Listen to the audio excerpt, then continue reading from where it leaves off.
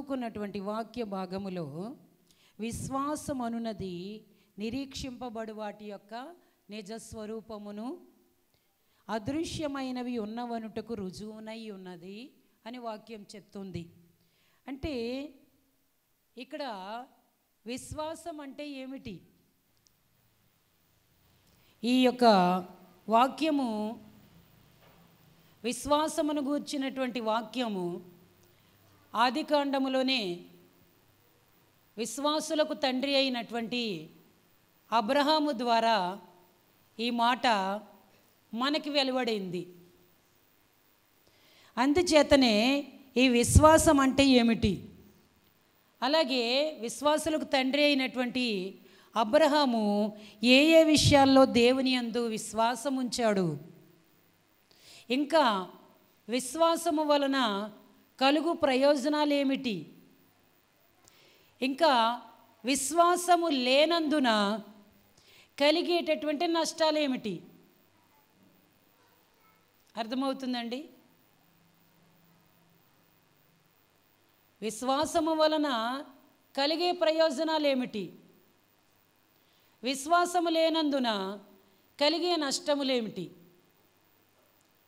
ఒక భక్తుడు, ఆయన పేరు అబ్రహాము. ఆయన విగ్రహారాధికుడుగా, అన్యుడుగా అతడు ఉంటూ ఉన్నప్పుడు అతనికి ఒక రోజున తాను చేసేటటువంటి వృత్తి ఏమిటంటే బొమ్మలు చేసి బొమ్మలు అమ్మటం, దాని ద్వారా ధనము ఆర్జించటం. వారి యొక్క కుటుంబం అంతా, తండ్రి ఇంటి వారందరూ కూడా అట్లానే చేస్తారు. అలాగనే వారి బంధువుల్లో కూడా చాలామంది ఆ విధంగానే విగ్రహాలని, ఆ యొక్క బొమ్మలను చేసి అమ్మటము వాళ్ళ యొక్క పని. అలాగనే వారి దేశం అంతా కూడా విగ్రహారాధనతో నిండినటువంటి దేశం. అందుచేతనే ఆ సమయంలో అతడు ఈ యొక్క బొమ్మలను అమ్ముతున్నాడు. కానీ ఒక రోజున అతనికి ఒక జిజ్ఞాస వచ్చిందంట, జ్ఞానం కలిగిందంట. ఏమనంటే, నేను బొమ్మలు చేసి అమ్ముతున్నానే, అందరి చేత కూడా ఆ బొమ్మల్ని, దేవుడి బొమ్మలని, అన్ని రకాలైనటువంటి బొమ్మలను కూడా చేసి అమ్ముతున్నప్పుడు ఆ బొమ్మల్ని వారు సేవిస్తున్నారు, పూజిస్తున్నారు దేవుడుగా.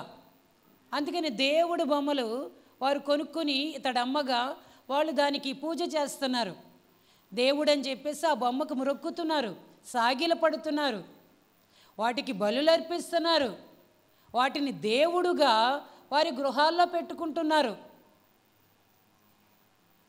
ఇలాగ జరుగుతుంటే ఒక రోజున అతడు అనుకున్నాడంట, ఏమనంటే, నేను బొమ్మను చేసి అమ్ముతున్నాను, నేను బొమ్మను తయారు చేస్తున్నాను, దానికి కళ్ళు ముక్కు నోరు చేతులు కాళ్ళు అన్నీ పెడుతున్నాను, కానీ అవి నేను చేశాను కదా, కనుక ఆ బొమ్మ చేసింది నేను.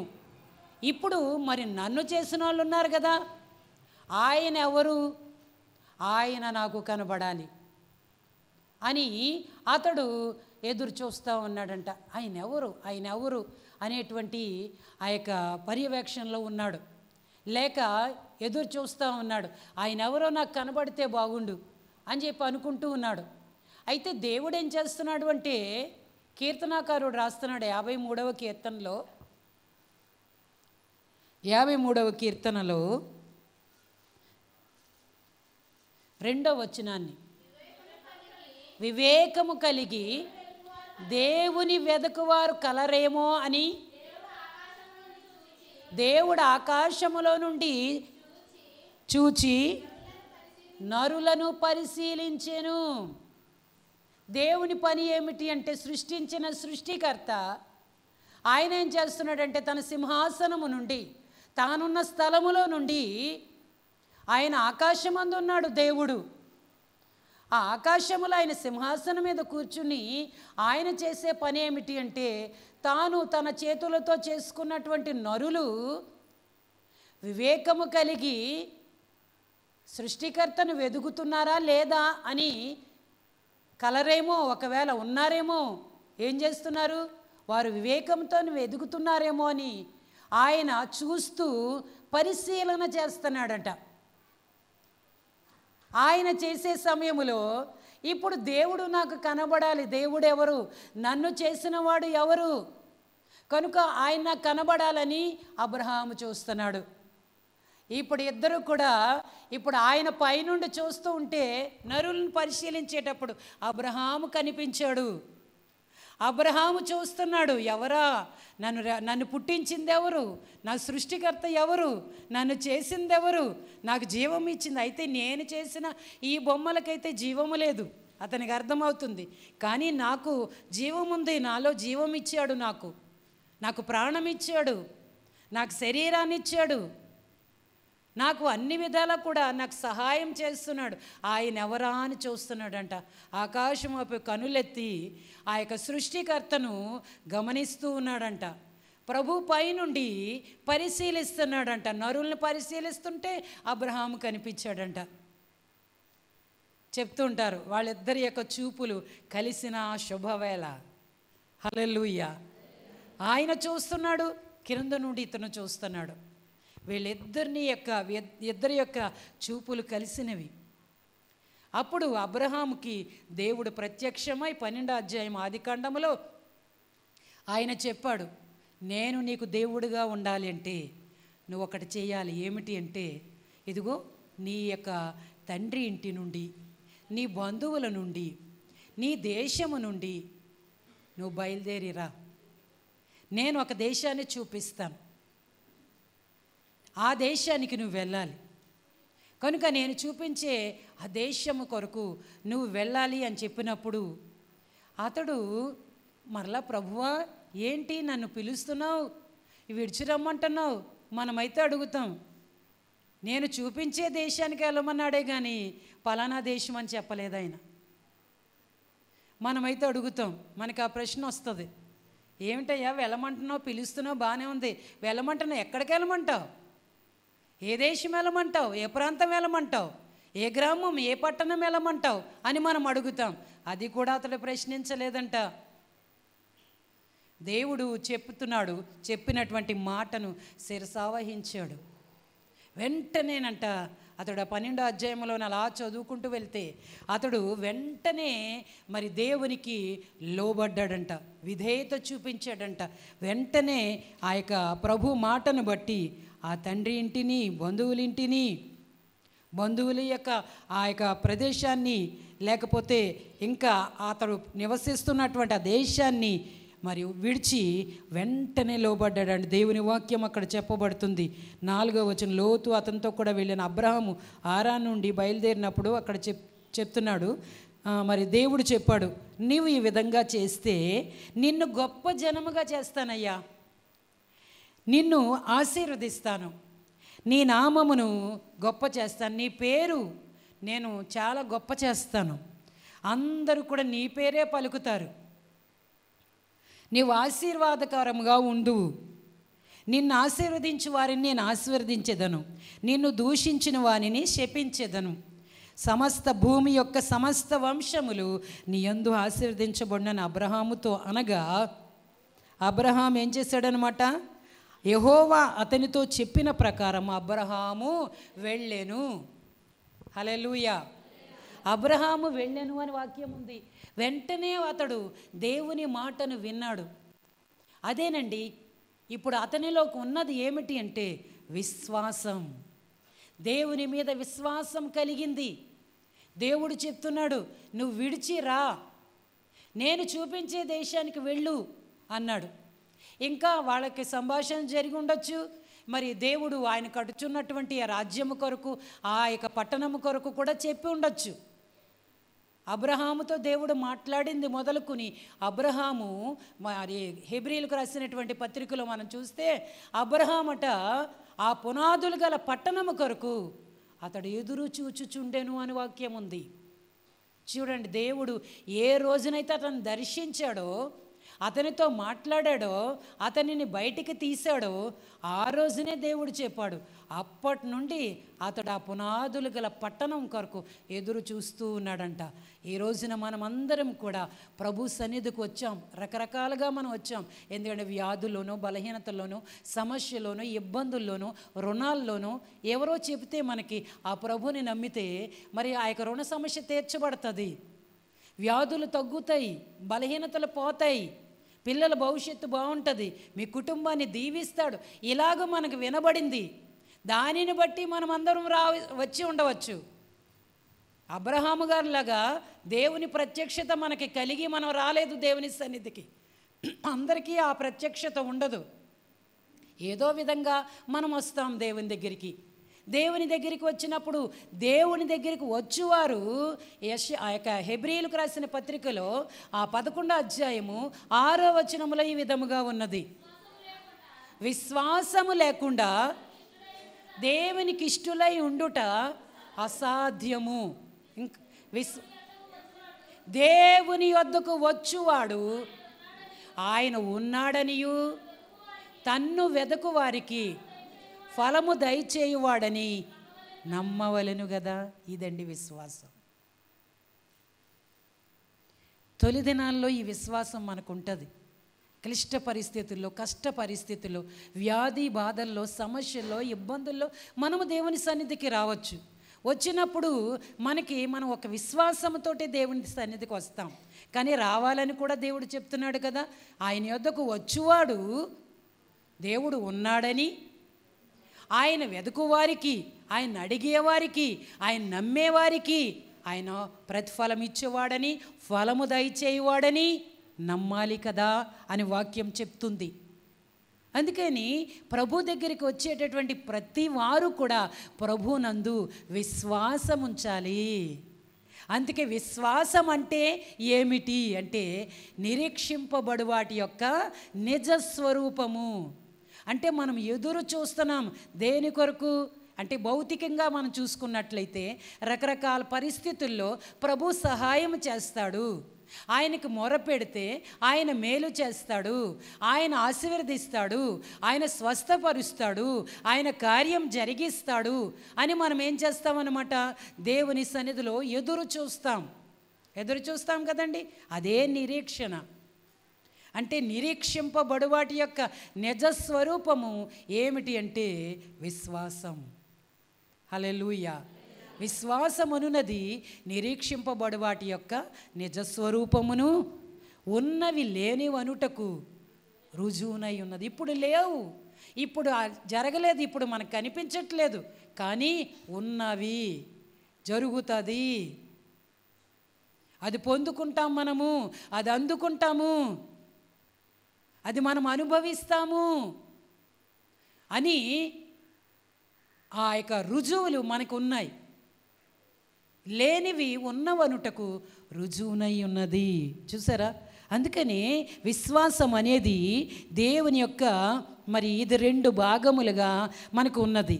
మొదటిదిగా ఏంటంటే దానికి అర్థం ఏమిటంటే మనం చేయునది. ఇది విధేయత, వాగ్దానమును స్వతంత్రించుకొనుట. ఏంటండి? మొదటిది విధేయత, వాగ్దానమును స్వతంత్రించుకొనుట. రెండవది ఆ యొక్క అనుభవించుట అను మాట. అది అనుభవిస్తాం, అది పొందుకుంటాం, అది అందుకుంటాం, అది కలిగి ఉంటాం. అంటే ఆయన చేస్తాడు, నేను చేస్తానని ప్రభు చెప్తున్నాడు కాబట్టి ఆయన మాటను నమ్మి కనిపెట్టుట. అర్థమవుతుందండి? మొదటిదేమిటి? విధేయత, వాగ్దానములను స్వతంత్రించుకొనుట. రెండవది ఏమిటండి? అవి మనం అనుభవిస్తాం, అవి పొందుకుంటాం, అది చేరుకుంటాం, అది అందుకుంటాం. ఇలా ఉన్నది చూడండి. ఆయన మాట చేస్తాను అన్నాడు కనుక ఆయన మాటను మనము నమ్మి దాన్ని కనిపెట్టుట విశ్వాసం అనేది. హల్లెలూయా. పాత నిబంధనలోనండి విశ్వాసం అనే పదము 2 సార్లు మాత్రం రాయబడి ఉందంట. 2 సార్లు మాత్రమే రాయబడి ఉందంట. ద్వితీయోపదేశకాండము 32వ అధ్యాయము 20వ వచనం.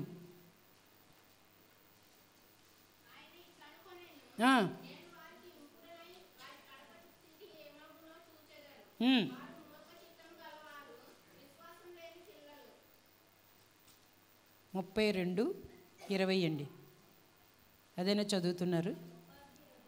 ఆయన ఇట్లే నేను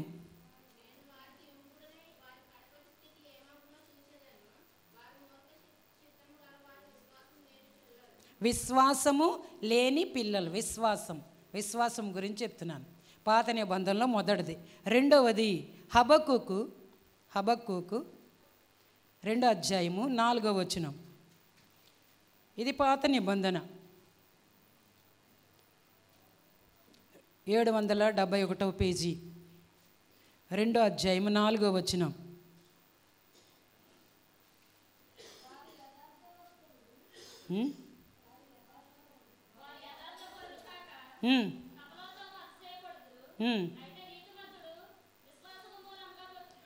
ఆమేన్.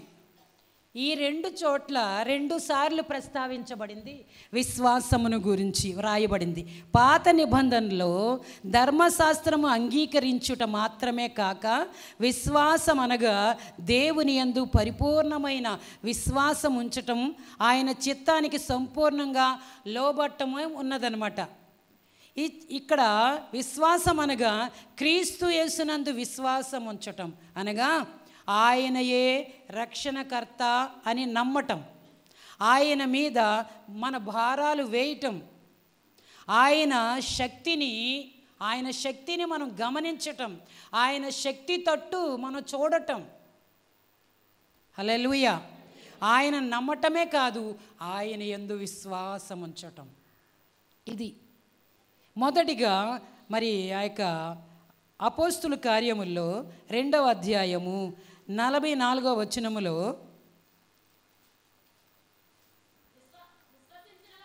విశ్వసించిన వారందరూ ఏకముగా కూడి తమకు కలిగినదంతయు సమిష్టిగా ఉంచుకొనిరి. చూసారా? అంటే ఇక్కడ మరి మొదటిగా 2:44 కదా చదివారు. అక్కడ మనం చదువుకున్నట్లుగా విశ్వసించిన వారందరూ ఏమన్నానంట, అప్పుడు మొదటిగా క్రైస్తవులు విశ్వాసులని పిలువబడ్డారట. క్రైస్తవులు, క్రీస్తును కలిగిన బిడ్డలు విశ్వాసులని పిలువబడ్డారంట. వీరు ఇతరులను కూడా విశ్వాసం ఉంచటానికి ప్రభు మీద ప్రేరేపించారట. ఆ యొక్క అపోస్తుల కార్యములే 6వ అధ్యాయము 7వ వచనం. దేవుని వాక్యము ప్రబలమై శిష్యుల సంఖ్య యెరూషలేములో బహుగా విస్తరించెను, మరియు యాజకులలో అనేకులు విశ్వాసమునకు లోబడిరి. హల్లెలూయా. అక్కడ ఏం చేశారంట, ఇతరులను కూడా విశ్వాసం ఉంచటానికి ప్రేరేపించారంట. దేవుని యొక్క వాక్యమును, మరి వాక్యం అక్కడ ప్రబలమై ఆ ప్రజల సంఖ్య, శిష్యుల సంఖ్య యెరూషలేములో బహుగా విస్తరించిందంట. యాజకులలో అనేకులు విశ్వాసమునకు లోబడిరి అని వాక్యం ఉంది ఇక్కడ. అర్థమవుతుందండి. అందుకని ఈ యొక్క పరిశుద్ధుడైనటువంటి పౌలు, అపోస్తులైనటువంటి పౌలు రక్షణ క్రియల వలన, రక్షణ అనేది క్రియల మూలంగా కలిగినది కాదు కానీ విశ్వాస మూలమైందని నేను నమ్ముచున్నాను అలా చూపిస్తున్నాడు అతడు. విశ్వాసమునకు నిరీక్షణకు వ్యత్యాసం ఉంది. విశ్వాసము ప్రస్తుత విషయం, విశ్వాసం అనేది ప్రస్తుత విషయం, కానీ నిరీక్షణ అనేది రాబో విషయం. విశ్వాసము ప్రస్తుత విషయం అట. రాబో విషయం ఏంటనమాట? నిరీక్షణ. అంటే మనం ఎదురు చూడటం. దేవుని పిల్లలు ఎదురు చూడవలసింది దేనికోసం అంటే దేవుని యొక్క రాకడ కొరకు, ఆయన యొక్క రాజ్యము కొరకు ఎదురు చూడాలి. మనం ఎదురు చూడవలసింది ఇది. అంటే అది నిరీక్షణ. భూమి మీద ప్రభు దగ్గరికి వచ్చేవారు, ఆయన నమ్మిన వారు ఆయన యందు తప్పక విశ్వాసం ఉంచటం. ఇది ప్రస్తుతం. విశ్వాసం అనేది ఇది ప్రస్తుత విషయము, కానీ నిరీక్షణ అనేది అది రాబో విషయమని వాక్యం బహు స్పష్టంగా మనకి తెలియజేయబడుతుంది. 2 తిమోతి 2వ అధ్యాయము 19వ వచనం.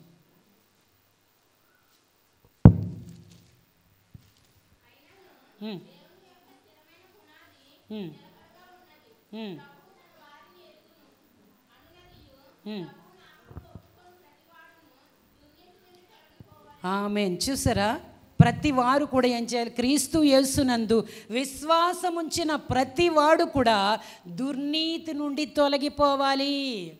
దేని నుండి తొలగిపోవాలండి? చెడ్డతనము నుండి తొలగిపోవాలి, పాపము నుండి తొలగిపోవాలి.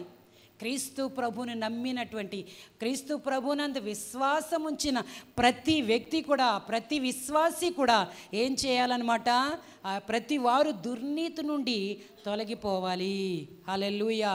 క్రీస్తు యేసునందు విశ్వాసం ఉంచు వానిలో నూతన క్రియ జరుగుతుంది. క్రొత్త జన్మ అనుభవము మరి ప్రతి క్రైస్తవ బిడ్డకు ఉంటుందన్నమాట అండి. ఎవరైతే ఆయన యందు విశ్వాసం ఉంచుతారో వారిలో ఏం జరుగుతుంది? నూతన క్రియ జరుగుతుంది. వారు క్రొత్త జన్మ అనుభవం కలిగి ఉంటారు. క్రొత్త జన్మ ఏంటి? యోహాను సువార్తలో 3వ అధ్యాయములో ఒక యూదుడు, ఒక ఆయన అర్ధరాత్రి వేళ ప్రభు దగ్గరికి వచ్చాడు. వచ్చి ఆయన ప్రభుని ప్రశ్నిస్తున్నాడు. ఏమని? క్రొత్తగా జన్మించితేనే కానీ. చూసారా, దేవుని రాజ్యం చూడాలి అంటే, దేవుని రాజ్యాన్ని చేరుకోవాలంటే, దేవుని రాజ్యాన్ని మనం పొందుకోవాలి అంటే, ఎందుకంటే ఎవరు కూడా ఈ భూమి మనకి శాశ్వతమైనది కాదు. ఈ భూమి మీది మనకి టెంపరరీ, అంటే తాత్కాలికమైనటువంటి జీవితం అంతే. ఈ భూమి మీద ఏదో ఒక రోజున ఈ భూమిని విడిచిపెట్టాలి. ఎవరి సమయంలో వారు ఈ భూమిని వదిలేసి ప్రభు దగ్గరికి వెళ్ళాలి. ప్రభు దగ్గరికి వెళ్ళాలంటే ఆ యొక్క వెళ్ళటానికి ఏం కావాలన్నమాట? ఈ భూమి మీద ఉన్నప్పుడే క్రొత్త జన్మ అనుభవం ఉండాలి. క్రొత్త జన్మ అంటే ఒకడు క్రొత్తగా జన్మిస్తేనే కానీ దేవుని రాజ్యములో ప్రవేశించడు, చూడడు, ప్రవేశించలేడంట. అంటే క్రొత్తగా జన్మించాలి. ఒకడు క్రొత్తగా అంటే ఇక పాత రోత జీవితం పోవాలి, క్రొత్త అనుభవం కావాలి. క్రొత్తదేంటి? అంత మంచి. అదేనండి విశ్వాసి జీవితంలో, క్రీస్తునందు విశ్వాసం ఉంచిన ప్రతి బిడ్డ జీవితంలో నూతన క్రియ జరుగుతుంది. అదే క్రొత్త జన్మ అనే అనుభవం. మారు మనసు పొంది ప్రతి వారు కూడా పాప క్షమాపణ నిమిత్తం బాప్తిస్మము పొంది నీటి మూలముగా ఒకడు జన్మించాలి. రెండవది ఆత్మ మూలముగా జన్మించాలి. అక్కడ నీటి మూలముగా అంటే అది భౌతికంగా బాప్తిస్మం తీసుకోవటానికి నీట ముంచబడాలి. అదే సమయంలో నీట అంటే నీరు అనగా వాక్యానికి కూడా పోల్చబడుతుంది. అందుకని వాక్యములో కూడా మనము మరి వాక్యము చేత కడగబడాలి, వాక్యము చేత నడిపించబడాలి. వాక్యం ఏది చెబుతుందో ఆ వాక్యానుసారంగా మనం నడవాలి. ఈ జన్మ మనకు ఉండాలి. అలాగనే రెండవదిగా మరి ఒకడు ఆత్మ మూలముగా జన్మించాలి. అంటే పరిశుద్ధాత్మ చేత ప్రతి వ్యక్తి కూడా నడిపించబడాలి. పరిశుద్ధాత్మ అంటే మనం పరిశుద్ధపరుస్తారు కనుక పాత జీవితాన్ని ఆయన కడిగి పవిత్రపరుస్తాడు, నూతనత్వం మనకిస్తాడు. చూసారా, విశ్వాసములో నూతన క్రియ జరుగును. హల్లెలూయా. ఇంకా క్రొత్త జన్మ అనుభవం కలుగును. పాతవి గతించిపోతున్నాయి. రోమీయులకు రాసిన పత్రికలో ఉన్నది, పాతవి గతించెను అంతా క్రొత్తవాయెను. కొరింథీ పత్రికలో రాయబడుతుంది, ఇదిగో సమస్తమును నూతనమైనవి. 5వ అధ్యాయము 2వ కొరింథీ 17వ వచనం టక్మన్ తీయాలి. కాగా ఎవడైనను వాడు నూతన సృష్టి, పాతవి గతించెను ఇదిగో క్రొత్తవాయెను. హల్లెలూయా.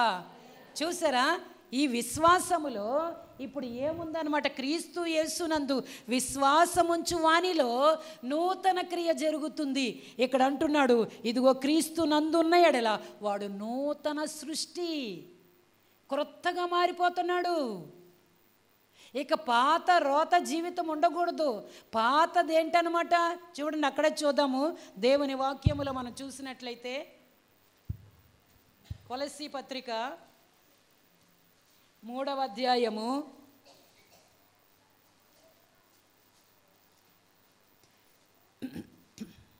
7వ వచనం నుండి, పూర్వము వారి మధ్య జీవించినప్పుడు మీరు వీటిని అనుసరించి నడుచుకుంటారు. ఏంటది? పైకి చదవండి, 5వ వచనం చదవండి. జారత్వం, అపవిత్రతను, కామాతురతను, దురాశను, విగ్రహారాధన అయిన ధనాపేక్ష. చూడండి, వీటన్నిటితోటి మునుపు పూర్వము మన స్థితి ఎలాంటిది? జారత్వం, అపవిత్రత మనలో ఉన్నది.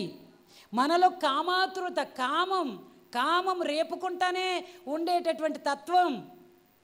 చూసినటువంటి దానిని కామం రేపుకుంటమే. చూసిన అమ్మాయితోటి వెళ్ళిపోవాలి, అబ్బాయితోటి వెళ్ళిపోవాలి. కామాతురత, చెడ్డదాన్ని గురించి మరి ఆశపడటం. చూసారా? దురాశ, చెడ్డ ఆశలతో విగ్రహారాధన అయినా ధనాపేక్ష కూడా విగ్రహారాధన అంతా దానితో పోలుస్తున్నాడు. విగ్రహారాధన ఎంతో, బొమ్మ పూజ ఎంతో, ధనాపేక్ష కూడా అంతేనంట. కనుక ధనాపేక్ష కూడా పాపమే, అపేక్షించటం. కనుక ఇలాగూ పూర్వము మీరు ఆ విధంగా వారి మధ్యన ఉన్నప్పుడు మీరు అలాగే ఉన్నారు. కనుక ఇప్పుడు అక్కడ ఏమంటున్నాడు? మీరు అలాగున్నారు కనుక వాటి వలన దేవుని ఉగ్రత అవిధేయుల మీదకి వచ్చును. కనుక పూర్వం వారి మధ్య జీవించినప్పుడు మీరును వీటిని అనుసరించి నడుచుకున్నారు. కానీ ఇప్పుడు చదవండి. ఇప్పుడైతే మీరు కోపము, ఆగ్రహము, దుష్టత్వము, దూషణ, మీ నోట బూతులు అని వీటిని విసర్జించండి. ఇదండి, ఇది గతం గతః. ఇక మరలా మన యొక్క జీవితంలో అవి ఉండకూడదు. అదండి, పాతవి గతించిపోయినాయి. ఇప్పుడు మనం అంతా కూడా నూతనత్వం, అంత సమస్తము నూతనమైనవని చదువుకున్నాం ఇందాక. సమస్తము నూతనమైనవి. దేవుడు ఆ విధంగా చేశాడు. ఇంకొక మాట అంటాడు, ఒకరితో ఒకడు అబద్ధం ఆడకండి. మీరు ఏం చేయాలి అంటే దానిని ప్రాచీన స్వభావమును దాని క్రియలతో కూడా పరిత్యజించండి, విడిచిపెట్టేయండి. వింటున్నారా? విడిచిపెట్టేయండి. ప్రాచీన స్వభావం ఇప్పటివరకు చదువుకున్నది అదంతా పూర్వం మనం అలాగున్నాం.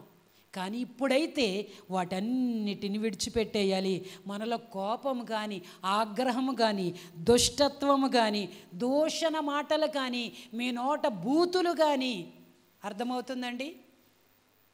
బూతులు కానీ ఇంకా అని వీటిని మీరు విసర్జించండి. ఒకరితో ఒకడు అబద్ధాలు కూడా ఆడకూడదండి. వేటకారంగా కూడా దేవుని పిల్లలు అబద్ధం ఆడకూడదు. చాలామంది వెనక నిద్రిస్తున్నారు.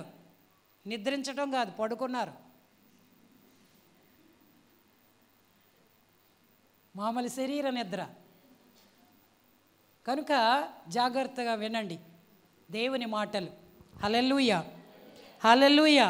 ప్రాచీన స్వభావమును దాని క్రియలతో కూడా మీరు విడిచిపెట్టేయాలి, పరిత్యజించాలి అని అంటూ ఆయన ఏం చెప్పాడంటే, జ్ఞానము కలుగు నిమిత్తం దానిని సృష్టించిన వాని పోలిక చొప్పున మనం ఏం చేయాలంటే నూతన పరచబడుచున్న నవీన స్వభావమును ధరించుకోండి. చూసారా? విశ్వాసములో క్రీస్తు ప్రభునందు విశ్వాసం ఉంచిన ప్రతి వానిలో కూడా నూతన క్రియ జరగాలి. నూతన క్రియ జరుగుతుంది, క్రొత్త జన్మ అనుభవం వస్తుంది. ఇంకా అంటున్నాడు, పాతవి గతించిపోవాలి, అంత కూడా నూతన క్రియ జరగాలి. క్రొత్త జన్మ అనుభవం నుండి ప్రతి వారు కూడా ఏం చేయాలంటే ఈ జన్మ అనుభవాన్ని ప్రతి వారు గడించాలి. ఇది మారు మనసు తగినటువంటి ఆ ఫలములు ఫలించాలి. హల్లెలూయా, హల్లెలూయా. అర్థమైందండి? విశ్వాసం అంటే ఇది అన్నమాట. విశ్వాసము దేవుని యొద్దకు వచ్చేవాడు దేవుడు ఉన్నాడని, ఆయన ఫలము దయచేస్తాడని నమ్మాలి ప్రతివారు. అందుకే నేను చెప్తున్నది ఏమిటంటే, విశ్వాసం అనేది ప్రస్తుత విషయం, కానీ నిరీక్షణ అనేది రాబో విషయం. అందుకే మనము ఆ రాబో విషయం గురించి ఎదురు చూస్తున్నాం. ఏంటి రాబో విషయం? మన జీవితాలలో మనకి దేవుడు ఉంచినటువంటి కడుతున్నటువంటి రాజ్యం ఉంది. అదే పరలోక పట్టణం, అదే నిత్య రాజ్యం, అదే సియోను, పరమ సియోను, పరమ యెరూషలేము. అది నిత్య రాజ్యం, పరిశుద్ధుల పట్టణం. దానికి చాలా పదాలు ఉన్నాయండి, చాలా పేర్లు ఉన్నాయి. దానికి మనం చేరుకోవటానికి మనం ఇప్పుడు నిరీక్షిస్తున్నాం. అందుకని దాని కొరకు భూమి మీద ఉన్నప్పుడే విశ్వాసములో ఈ క్రియలన్నీ మన జీవితంలో జరగాలి. హల్లెలూయా. పాతవి గతించిపోవాలి, ఇంకంత నూతనంగానే మనం ఉండాలి. ఇక పాత ఏది మనలో కనబడకూడదు. అలాగ ఉండాలండి, అది విశ్వాసం అంటే. అందుకనే అబ్రహాం ఏ ఏ విషయాలలో అతడు దేవుని యందు విశ్వాసం ఉంచాడు? ఇదిగో దేవుని నమ్ముట విషయంలో. అలాగనే దేవుడు చెప్పాడు ఆ రాబో విషయంలో. ఆ రాబో విషయం ఏంటండి రాబో విషయం? రాబో విషయం ఏమిటి? పరలోక పట్టణం ఉంది, ఒక రాజ్యం ఉంది, దాన్ని చేరుకోవాలని చెప్పాడు. అప్పటి నుండి అతడు ఆ యొక్క రాబోవు ఆ విషయంలో ముందుగానే వెళ్తున్నాడంట. ఎలాగా? పునాదులు గల పట్టణం కొరకు ఎదురు చూస్తానే ఉన్నాడంట. శాశ్వతమైన రాజ్యం. అక్కడ ఏడుపు లేదు, అక్కడ మరి దుఃఖము లేదు, వేదన లేదు, ఏమిటి కన్నీళ్ళు లేవు. అక్కడ ఆకలి దప్పిక లేదండి. అక్కడ అంటే ఆకలి దప్పిక ఉంటే మనం దానికోసం ఏం చేయాలి? పని చేయాలి. కనుక అక్కడ పని చేయవలసిన పనే లేదు. అక్కడ వ్యవసాయం చేయవలసిన పని లేదు. ఏమండి? వ్యాపారం చేయవలసిన పని లేదు. అక్కడ నిత్యము కూడా ఆయన ఏం చేస్తాడంట? పరలోక మన్నాతో మనల్ని పోషిస్తానే ఉంటాడంట. హల్లెలూయా, హల్లెలూయా. అక్కడ ఏడుపు లేదంట, దుఃఖము లేదంట, వేదన లేదంట. అబ్బా, ఆ స్థలానికి మనం చేరాలి. అందుకని దాని కొరకు దేవుని పిల్లలు నిరీక్షించాలి. హల్లెలూయా. అందుకే నిరీక్షింపబడి వాటి యొక్క నిజస్వరూపం ఏంటి? పరలోక రాజ్యమే. దాని కొరకు ఎదురు చూడాలి. ఆ పునాదులు గల పట్టణం, దేవుడు ఆ పునాదులు వేశాడు కనుక ఆ పట్టణాన్ని కడుతూ ఉన్నాడు. అక్కడ నీకు ఇల్లు కడుతున్నాడు. ఆ ఇంటికి నువ్వు చేరటానికి ఎదురు చూస్తూనే ఉండాలి. అబ్రహాం అలాగే ఎదురు చూశాడటండి. అందుకని అతడు విశ్వాసులకు తండ్రి అయ్యాడు. ఆ విశ్వాసం వల్ల కలిగేటువంటి ప్రయోజనాలు ఏంటి చూద్దాం. ప్రయోజనాలు 1, గలతీయులకు రాసిన పత్రిక 3వ అధ్యాయము 6వ వచనం. అబ్రహాము దేవుని నమ్మెను, అది అతనికి నీతిగా ఎంచబడెను. చూసారా? విశ్వాసం వలన కలిగే ప్రయోజనాలు ఏమిటి అంటే 1 నీతి వస్తుంది. హల్లెలూయా. అబ్రహాము దేవుని నమ్మినందున అది అతనికి నీతి అని ఎంచబడింది. ఈ నీతి అనేది 2 రకాలుగా కనబడుతుందండి. 1 ధర్మశాస్త్రము వలనైనది, అనగా క్రియల మూలమైనది. ఎవరును క్రియల మూలముగా నీతిమంతులుగా తీర్చబడరు. అర్థం చేసుకోవాలి. ఎవరు మన క్రియల వలన నీతిమంతులుగా తీర్చిదిద్దబడలేరు. మరి ఏమిటి?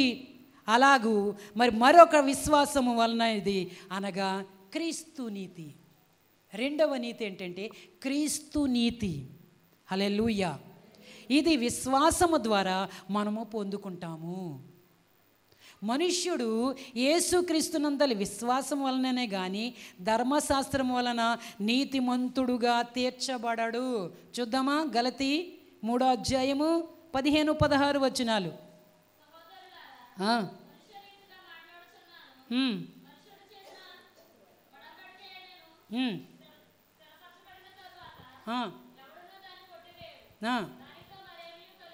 ఆమెను చూసారా? ఇక్కడ చూసినట్లయితే దేవుని వాక్యం ఏం చెప్తుంది అంటే, నేను గలతీ 3:15-16 మన వచనాల చదువుకున్నాం. అబ్రహామునకును అతని సంతానమునకును వాగ్దానములు చేయబడెను. ఆయన అనేకులను గూర్చి అన్నట్లు నీ సంతానములకును అని చెప్పక, ఒకని గూర్చి అన్నట్టే నీ సంతానమునకును అనెను. ఆ సంతానము క్రీస్తు అన్నాడు. అంటే క్రీస్తు యొక్క నీతి, క్రీస్తు యొక్క నీతి. యేసుక్రీస్తునందలి విశ్వాసం వలనే కానీ ధర్మశాస్త్రము వలన నీతిమంతుడుగా ఎవ్వరు తీర్చబడరు. నేను పాపిని, ఆయన పాపినైనటువంటి నాకు ప్రతిగా ఆయన మరణించాడు అని నమ్మి నీ పాపాలని ఆయన మీద వేయుట ద్వారా నీకేమొస్తుందంటే నీ జీవితమును ఆయనకు ఇచ్చుట ద్వారా నీతిమంతునిగా నీతిమంతురాలుగా తీర్చిదిద్దబడుతున్నావు. హల్లెలూయా, హల్లెలూయా. ప్రభువా, నేను పాపిని, నా పాపముల కొరకు నువ్వు మరణించావయ్యా అని ప్రభుని నమ్మితే మన యొక్క పాపములను ఆయన తన రక్తముతో కడిగి శుద్ధీకరించే దేవుడు, మనల్ని పవిత్రులుగా చేసే దేవుడు. మన జీవితాలను ఆయనకు మనము అప్పగించుకున్నట్లయితే మనము నీతిమంతులుగా తీర్చబడతాం. ఎవరైతే క్రీస్తు ప్రభునందు విశ్వాసం ఉంచి ఆ క్రియల వలన ఒకవేళ మన విశ్వాసం ద్వారా మనం పొందుకోగలుగుతాం. ఇది రెండవ నీతి ఏమిటంటే నీతిమంతులుగా మరొక విశ్వాసం వలన అయింది అనగా క్రీస్తు నీతి మనలో ఉంటే మనము ఆయన మనం ఉంచినటువంటి ఆయన మీద విశ్వాసము ద్వారా దీనిని పొందుకుంటాం. హల్లెలూయా. అబ్రహాము చూస్తే తన స్వజనులను, తన దేశాన్ని, తన ఇంటి వారిని విడిచిపెట్టేశాడు. దీనిలో ఏముంది? దేన్ని బట్టి అలా చేయగలిగాడండి? చెప్పాలి. విశ్వాసమును బట్టి. దీనిలో ఏం కనబడుతుంది? నమ్మిక కనబడుతుంది, విశ్వాసం కనిపిస్తుంది. అబ్రహాం తండ్రి ఇంటిని వదిలేశాడు, ఆ బంధువులను వదిలేశాడు, ఆ యొక్క దేశాన్ని విడిచిపెట్టి దేవుడు రమ్మన్న వెంటనే బయలుదేరి వచ్చేసాడు. దీనిలో నమ్మకం ఉంది. తాను ఎరగని దేశానికి వచ్చాడు. నమ్మికను బట్టే కదా వాగ్దానములను ఆయన ఏం చేస్తున్నాడు? నమ్మాడు. హల్లెలూయా. సారా విషయంలో మరి దేవుని నమ్మాడు. సారా వృద్ధురాలైపోయింది, 90 సంవత్సరాలు, స్త్రీధర్మం ఉడికిపోయింది, ఇంకా ఆమె పిల్లలు కనే స్థితి లేదు. కానీ అప్పుడు దేవుని నమ్మాడు. అలాగనే ఇష్మాయేల్ని పంపించేసేటప్పుడు దేవుని నమ్మాడు. అలాగనే తన కుమారుడు, తన యొక్క వాగ్దత్త కుమారుడు, వాగ్దానం వలన పుట్టినటువంటి కుమారుడు ఇస్సాకును బాగా గమనించాలి. ఇస్సాకును బలి ఇచ్చినప్పుడు కూడా దేవుని నమ్మాడు. నీకు ఏకైక కుమారుడు, నువ్వు మిక్కిలిగా ప్రేమిస్తున్నా నీ కుమారుని తీసుకొచ్చి నాకు బలి ఇవ్వయ్యా అని దేవుడు చెప్పినప్పుడు మారు మాట్లాడకుండా, ఎవరికి చెప్పకుండా, భార్యకు కూడా చెప్పకుండా, పని వాళ్ళకు కూడా చెప్పకుండా, ఎవరికి చెప్పకుండా అతడు దేవుని నమ్మి దేవుడే చూసుకుంటాడు అన్నాడు కదా, కొడుకుతో కూడా చెప్పాడు. ఆయనే చూసుకుంటాడు, ఇమ్మన్నాడు, నేను ఇచ్చేయటం అంతే. ఆయన నేను అడిగినప్పుడు నాకు ఇచ్చాడు కదా వీడిని, కనుక వీడిని మరలా ఇమ్మంటున్నాడు, ఆయన ఇచ్చేస్తాను. దానిలో ఏం కనబడుతుంది? విశ్వాసం, నమ్మిక కనబడుతుంది. హల్లెలూయా.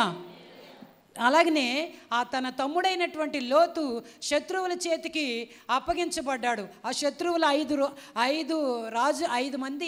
ఐదుగురు వచ్చి అతన్ని దండెత్తి తీసుకుని వెళ్ళిపోయారు. ఆ లోతు విమోచన కొరకు మరి అతడు పరిగెత్తుతున్నాడు కానీ దేవుని నమ్మే పరిగెత్తాడు. హల్లెలూయా. నమ్ముట క్రియల్లో కనబడుతుందండి. హల్లెలూయా. విశ్వాసం అనేది దేనిలో కనబడాలి? క్రియలలో కనబడాలి. దేవుడు అంటున్నాడు, క్రియలు లేని విశ్వాసము మృతము. ఆ చచ్చిపోయిన దాంతో సమానం. క్రియలు లేని విశ్వాసం మృతము. అది అతని యొక్క జీవితంలో నీతిగా ఎంచబడింది. రోమా 3వ అధ్యాయము 20 నుండి మనకి ఆ మాటలు కనిపిస్తున్నాయి కదండి. రోమీలకు రాసినటువంటి పత్రిక 3వ అధ్యాయము 20 నుండి 23 వచనాల వరకు కూడా ఆ మాటలే చెప్పాడు.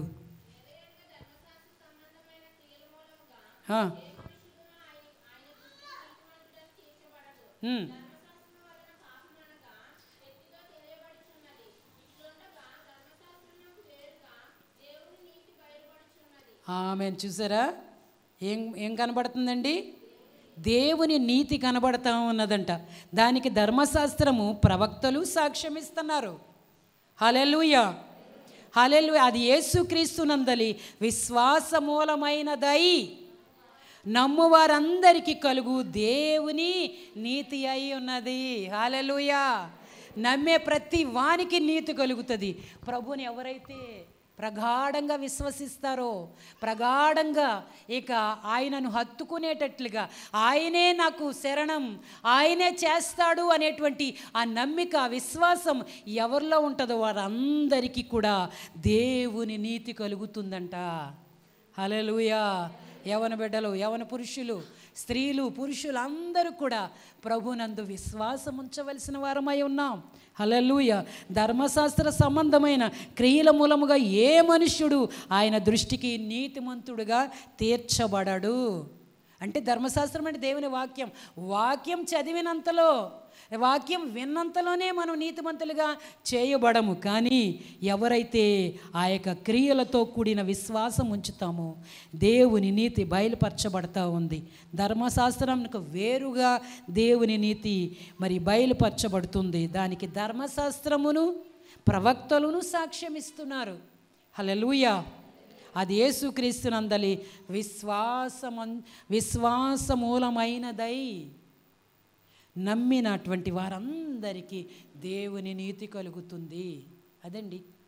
అందుకని ఈ నీతి, ఆ యొక్క విశ్వాసము వలన కలిగే ప్రయోజనం ఏంటి? మొట్టమొదటిది నీతి కలుగుతుంది. రెండవది గలతీ 3వ అధ్యాయము 7వ వచనం, 3వ అధ్యాయం 26వ వచనం.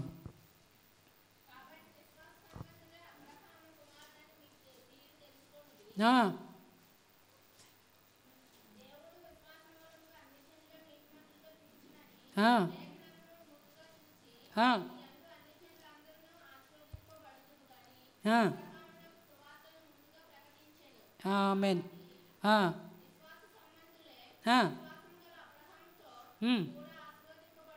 ఆమేన్. చూసారా, ఇక్కడ రెండవది విశ్వాసము వలన కలిగే ప్రయోజనం ఏంటంటే కుమారత్వం.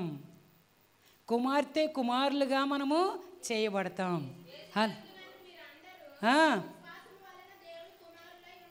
చూసారా, విశ్వాసము వలన దేవుని విశ్వాస సంబంధులే అబ్రహాము సంతానం. విశ్వాస సంబంధులే అబ్రహాము సంతానం. మనము కూడా ఇప్పుడు ఇక్కడ మరి విశ్వాస మూలముగానే మనము దేవుని పిల్లలుగా మనం చేయబడుతున్నాము. హల్లెలూయా.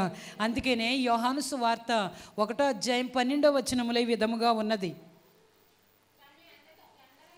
తను ఎందరు అంగీకరింతురో వారందరికీ, అనగా తన నామమునందు విశ్వాసముంచువానికి దేవుని పిల్లలగుటకు.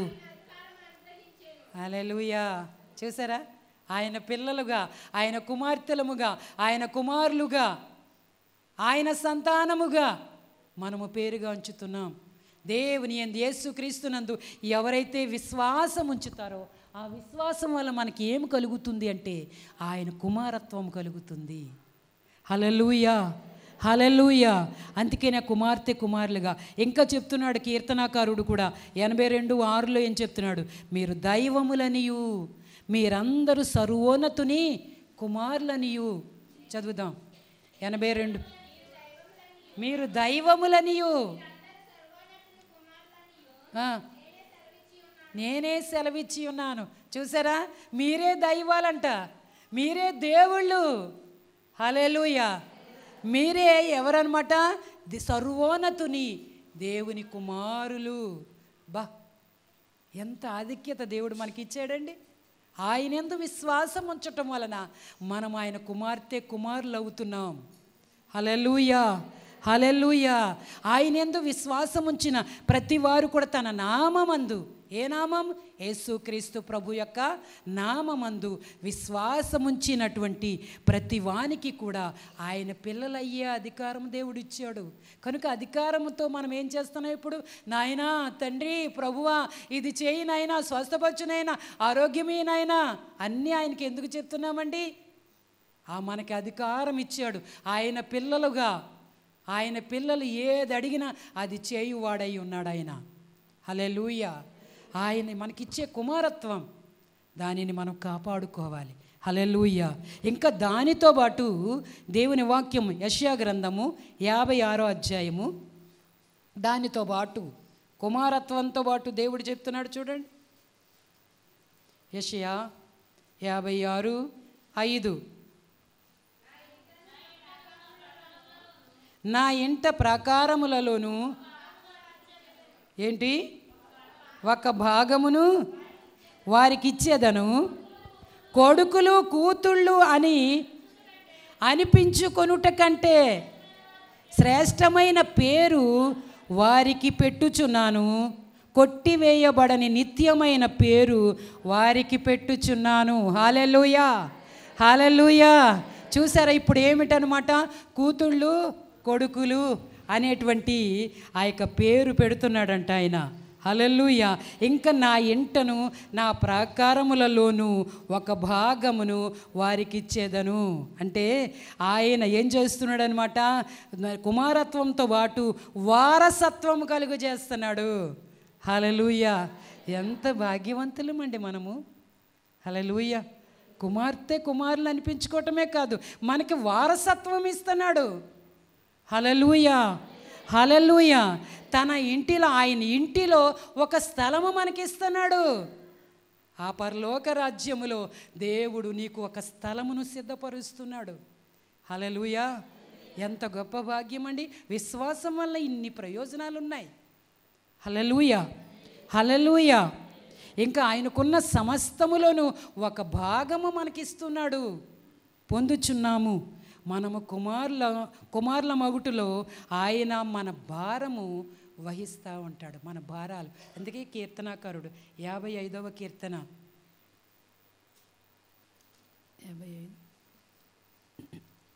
55వ కీర్తన 22వ వచనం చదువుదాం. ఆయనే నిన్ను ఆదుకొనును, నీతిమంతులని ఎన్నడూ కాదలనీయడు. హల్లెలూయా, హల్లెలూయా. మన భారం భరిస్తున్నాడండి ఆయన. అందుకనే నీ భారాలన్నీ కూడా ఆయన మీద వేయమని చెప్తున్నాడు. భారమా, ఏ భారాలతో నువ్వు ఉన్నావు? పాప భారం, శాప భారం, అప్పుల భారం, రుణ భారం, ఏమండి రోగ భారం, పిల్లల పెళ్ళిళ్ళ భారం, అప్పుల భారం, రకరకాల భారాలతో మానవులు ఉంటూ ఉన్నారు. కానీ ప్రభు చెప్తున్నాడు, నీ భారం నా మీద మోపు, నేను నిన్ను ఆదుకుంటాను కదా. ఆయన నీతిమంతులను ఎన్నడూ కదలనీయడంట. ఆయన ఇచ్చే నీతితో నింపబడి, ఆయన కుమార్తె కుమారులుగా చేయబడి, ఆయన ఇంటిలో మనకి స్వాస్థ్యం ఇచ్చి, ఆయన ఇంటిలో ఒక భాగం ఇస్తూ, ఆయన కలిగిన సమస్తములో కూడా ఒక భాగాన్ని మనకి ఇస్తున్నాడు. ఆయన ఇన్ని చేస్తూ ఆయన ఏమంటున్నాడు, నీ భారము నా మీద మోపు అంటున్నాడు. అంటే మన భారాలు భరించేవాడై ఉన్నాడు, వహించేవాడై ఉన్నాడు. మన పాప భారం భరించే కదండి ఆయన మన నిమిత్తం మనం పొందవలసిన ఆ శిక్షణ ఆయన పొందాడు. మనకి విమోచన, విడుదలని ఇస్తున్నాడు, మనకి ఆరోగ్యాలు ఇస్తున్నాడు. ఆయన పొందిన దెబ్బల చేత మనకు స్వస్థతనిస్తున్నాడు. ఇదంతా విశ్వాసము. విశ్వాసం ఉంచటం వలన మనకు కలుగుచున్నటువంటి ప్రయోజనాలు.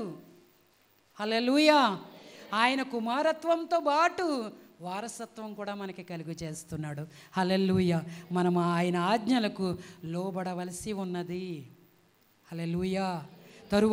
తరువాత ఇంకా విశ్వాసం ఉంచటం వలన ఏం కలుగుతుందంటే ఆశీర్వాదం. గలతీ పత్రిక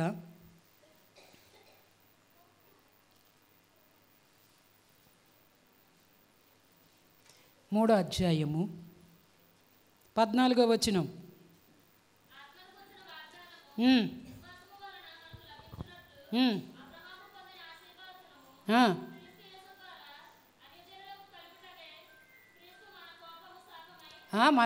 మన కోపమా,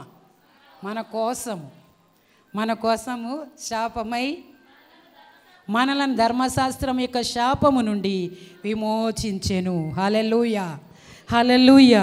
చూసారా, విశ్వాసమును బట్టి వాగ్దానాలు స్వతంత్రించుకుందుము. అదే చెప్తున్నాడు కదా, విశ్వాసమును బట్టి ఆయన వాగ్దానములను మనం ఏం చేస్తున్నాం, పొందుకుంటున్నాం. అది పొందుకోవటం అదే ఆశీర్వాదం అండి. హల్లెలూయా. దైవ గ్రంథములో ఉన్నటువంటి వాగ్దానాలన్నీ కూడా మన విశ్వాసమును బట్టి, మన ఓర్పును బట్టి మనం స్వతంత్రించుకోగలుగుదాము. హల్లెలూయా, హల్లెలూయా. మనం స్వతంత్రించుకోవచ్చు మనకున్నటువంటి విశ్వాసము ద్వారా, మనకున్న ఓర్పు ద్వారా. ఆయన బైబిల్లో రాయబడిన వాగ్దానాలన్నిటినీ మనం పొందుకోగలం. హల్లెలూయా, హల్లెలూయా. అదే ఆశీర్వాదం. వాగ్దానాలన్నీ సొంతం చేసుకోవాలి. ఆ సొంతం ఇది నాకే కొరింథీ పత్రికలో ఉంటుంది. ఆయన వాగ్దానములన్నీ కూడా దేవుని వాగ్దానములన్నీ ఎన్నైనను అన్నీయు క్రీస్తునందు అవునన్నట్టుగానే ఉన్నవి గనుక మన ద్వారా దేవునికి మహిమ కలుగుటకై ఆయన వలన నిశ్చయములై ఉన్నవి. 2 కొరింథీ 1:20 అర్థమవుతుందండి. కనుక ఇది ఆశీర్వాదం. ఆయన వాగ్దానాలన్నీ ఎన్నో వాగ్దానాలు చేశాడు. ఇప్పుడు రోగాల కోసం, వ్యాధుల కోసం వాగ్దానం చేశాడు. ఐగుప్తీలో కలుగజేసిన రోగములో ఏది రాని అని అన్నాడు. ఆ వాగ్దానం నువ్వు సొంతం చేసుకోవచ్చు. హల్లెలూయా. ఆయన నమ్మినటువంటి బిడ్డలను ఇదిగో మరి మన యొక్క జన్మ మరణము అన్నీ ఆయన చేతుల్లో ఉన్నది. యెషయా గ్రంథకర్త అంటాడు, మన జనన మరణములు ఆయన చేతిలో ఉన్నాయి. కనుక మరణము తప్పించుట ప్రభువైన యెహోవా వశము. హల్లెలూయా. ఆయన వాగ్దానాలు మనం పట్టుకోవాలి. ప్రతి వాగ్దానం అవునన్నట్టు క్రీస్తు ప్రభు ద్వారా మనకే ఇవ్వబడ్డాయి. అందుకని అవన్నీ మనం సొంతం స్వతంత్రించుకోవటమే ఆశీర్వాదం. చివరి మాట చెప్పి ముగిస్తాను. 4వది గలతీ పత్రిక, గలతీ 3:12 నీతిమంతుడు విశ్వాస మూలముగా జీవించును.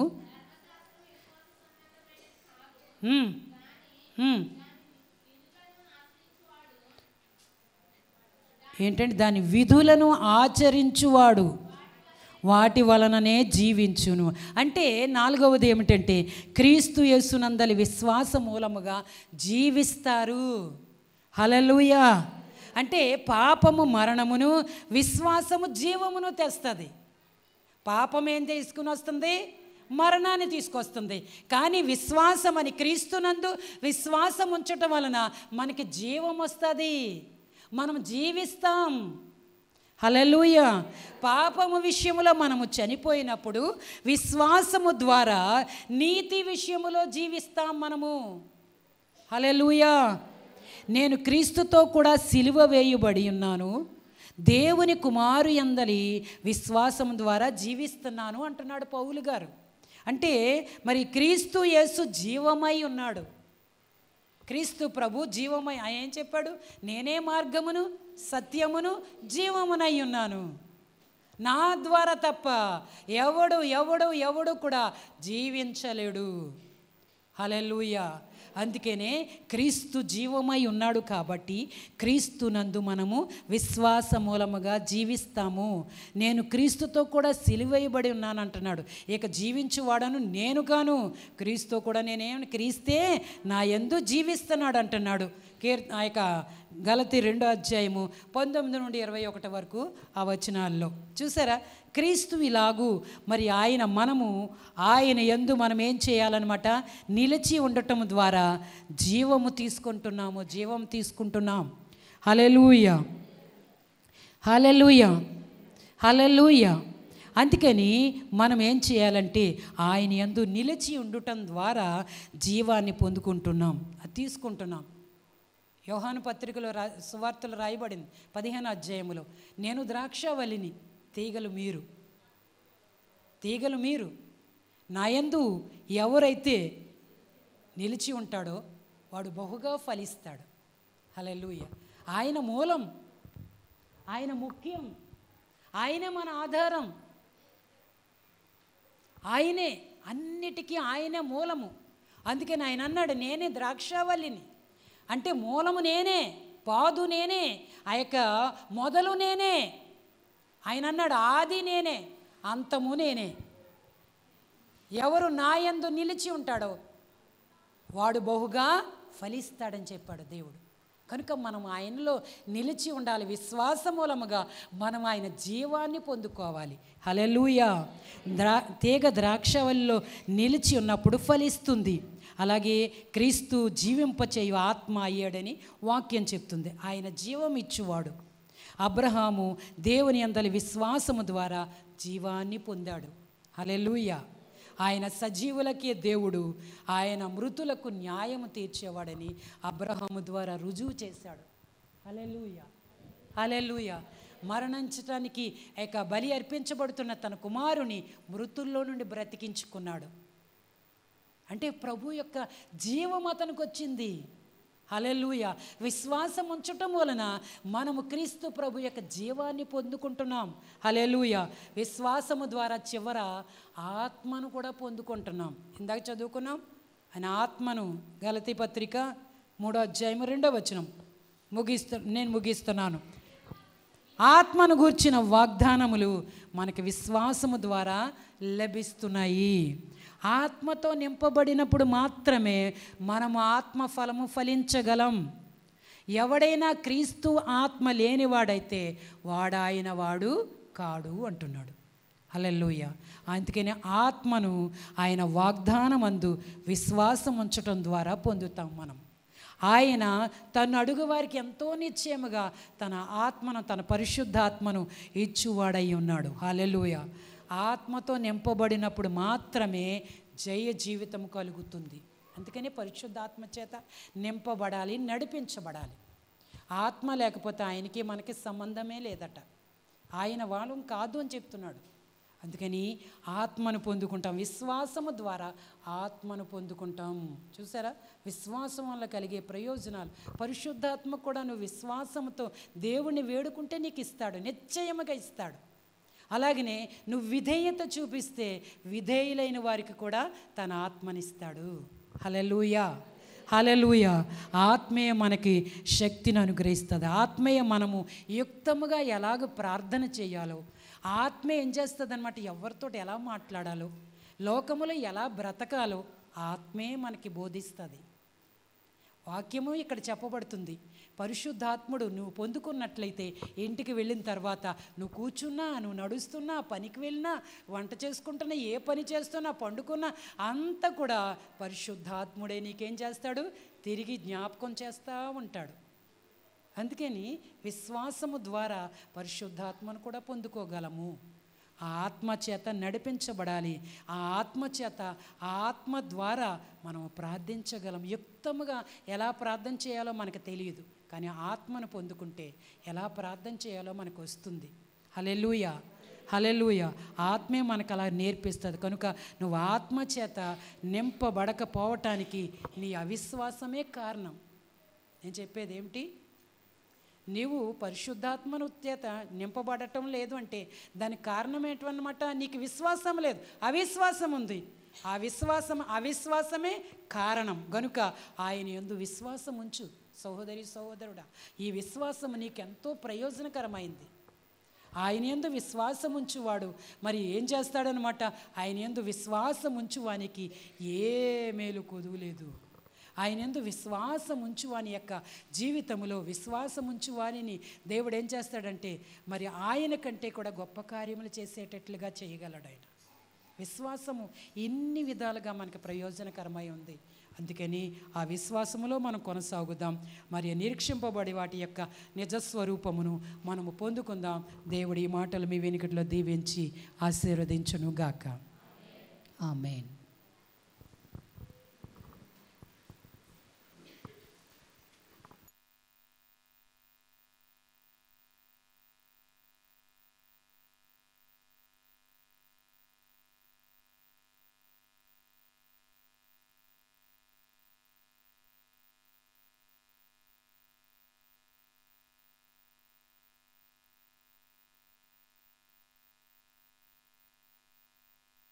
నేను ప్రతి వారు కూడా విన్న వాక్యము కొరకు ప్రార్థన చేద్దాం. అందరూ ప్రార్థన చేద్దామండి. ఏది ఎలాగ అర్థమైందో మీకు, ఏది మీకు బోధింపబడిందో ప్రార్థన చేద్దాం.